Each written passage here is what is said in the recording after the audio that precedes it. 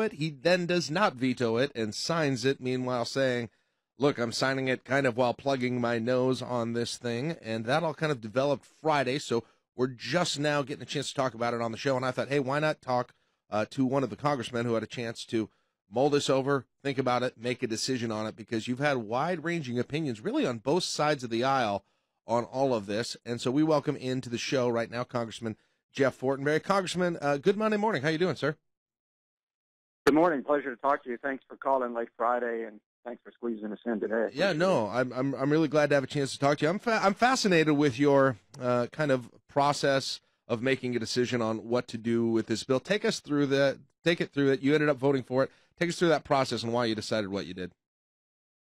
It's a very messy process. Yes, I did vote for it. There was no easy or good answer here. It could be argued either way. One of the overriding considerations, though, is when General Mattis, the Secretary of Defense, looks us in the eye and says, I need this money, this level of money to keep our country safe. That's pretty serious. So there's two dynamics at work here. One was the reality is that, for instance, we don't have half of our Navy planes can't fly at any one time. You've got a lot of down military infrastructure that needs rebuilding, and you've got serious concerns about our readiness at all levels of the military. Secondly is the House of Representatives passed the substance of these bills in the last year. Mm-hmm. By August, we were finished with the vast majority of what is in this bill. I'm on the Appropriations Committee, and we go first. We're on the front line of making these decisions. Right. And while it appears to be horribly dysfunctional, and it is, when you have a $1.3 trillion bill passed at the last second, the Appropriations Committee works across 12 different spending areas through the year in the House of Representatives, and then we shift it over to the Senate, who sits on it and does nothing. So we ended up last year with continuing resolutions, which means you just spend what is rather than having policy changes about what ought to be. So ironically, in the midst of trying to finish an 18 budget, we've already started a 19 budget. So that's how it's not the right way to govern. It's important to put this behind us. And an interesting point to make is that the spending levels are now at about 2010 levels. So although it does increase spending substantially, particularly for the military, we're back to about 2010 levels, which says we've worked very hard over the number of years to try to get these budgets in right order, but there certainly is a long way to go. Well, it's interesting you say it, because I read some who said that this spending bill looks incredibly similar to one that might have been characteristic of the Obama-era presidency, maybe even more aggressive with spending. As someone who was there for those budgets and discussions, do you think that's a fair characterization? Well, there's some different priorities, but the levels are back to the midpoint in President Obama's presidency, which, again, says that, yes, it is a higher level of spending, but spending in defense as well as what we call domestic programs has come down substantially in the last 8 years. There is more dedicated funding for things like opioid abuse, a down payment on rebuilding America's infrastructure. We got the military a much-needed pay raise, which I think is very important. And then there's a number of other things that Congress is attempting to do, such as a problem in the gun background check system has been fixed, as well as some additional funds for school safety, which, of course, is on everyone's mind. Yeah, absolutely. Congressman Jeff Fortenberry joining us right now. It's interesting. When I heard that initial answer to that first question, it almost sounded a little bit like what the president said when he had his press conference on Friday, where he said, look, it was about the military spending. He also threw in the wall. He said he didn't like a whole lot of what was in there, but he felt like he had to do it because the importance of that military spending was worth taking something that he didn't like on the rest of it.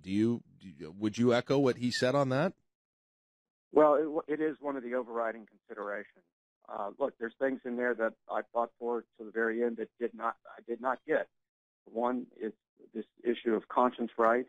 When the government forces a person or a business to actually, in their health care plans or any other way, in California you now have, for instance, the state law forcing pro-life health clinics, for instance, to provide information on abortion.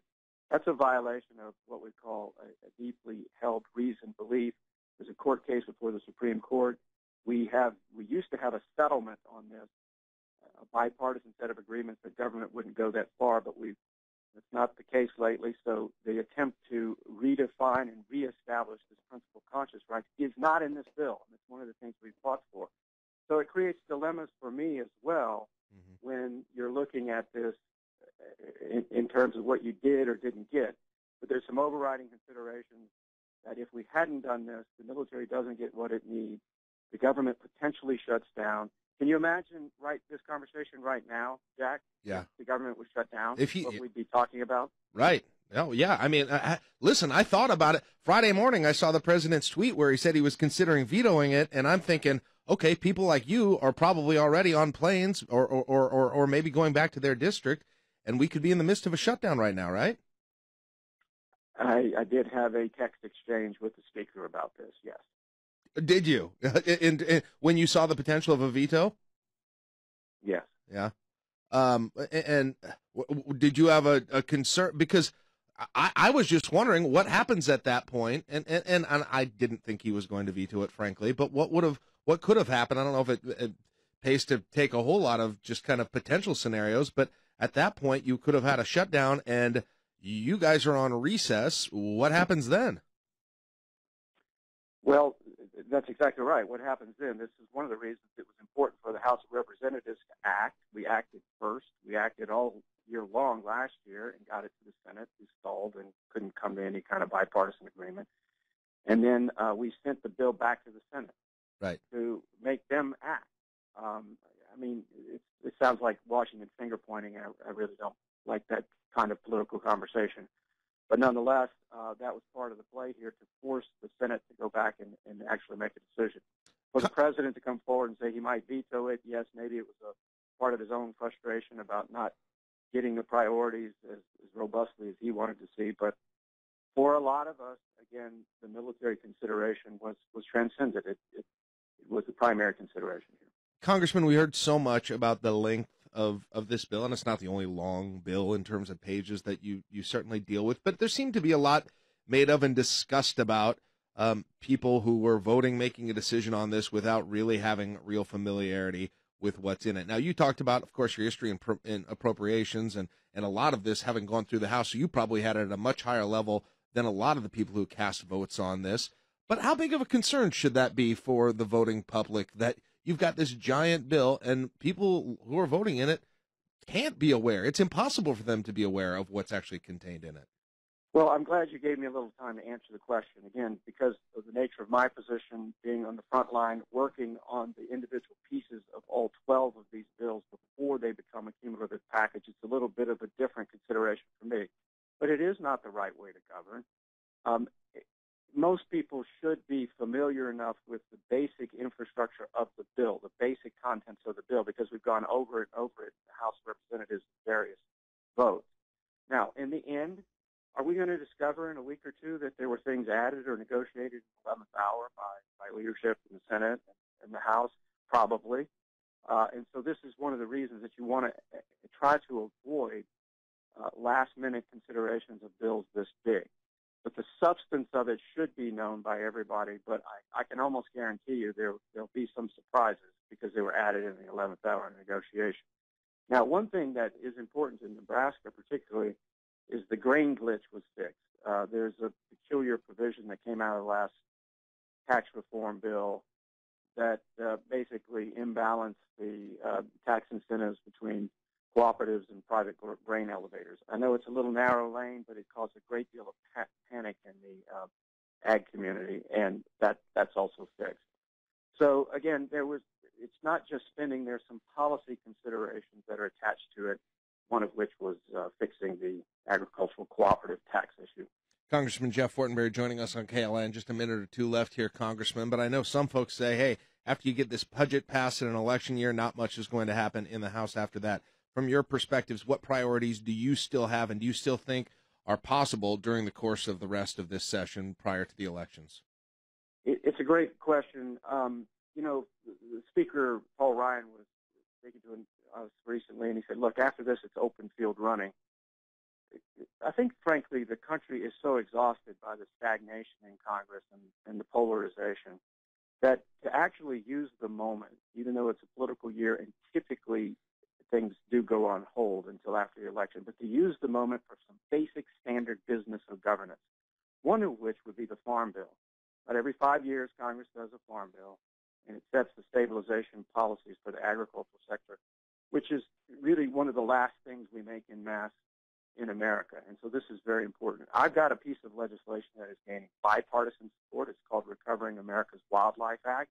It's basically funding an unfunded mandate from the government. It gives states additional funds from mineral rights coming off of federal lands to enhance their wildlife management plans, to set up a continuity of habitat, if you will, to try to avoid the scenario in which an animal or a species ends up on the Endangered Species Act. When that happens, litigation is provoked based upon the regulation.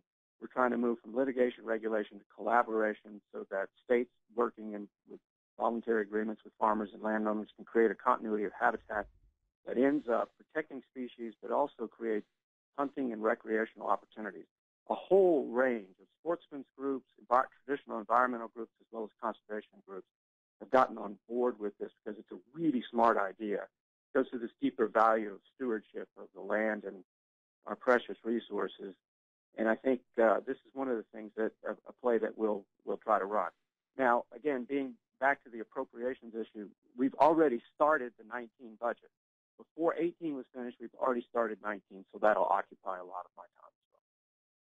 Congressman Jeff Fortenberry. Congressman, I really do appreciate your time this morning. Looking forward to getting you in studio sometime. Would love to have a couple of segments with you. Thanks so much, and we will do it again soon, all right? Thanks for the opportunity to talk to you. Appreciate it. There you go. Congressman Jeff Fortenberry here on KLIN at 8:51. Mark.